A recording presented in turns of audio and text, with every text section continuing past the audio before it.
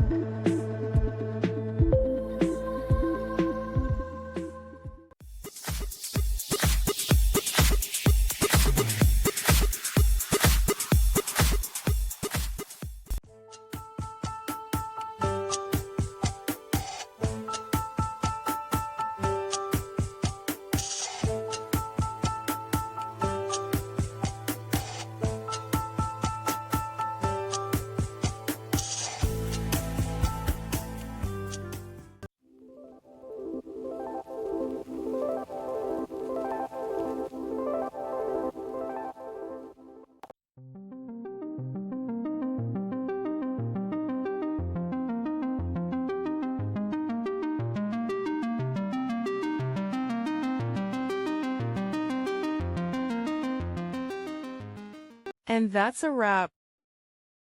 I hope you found the answer you were looking for.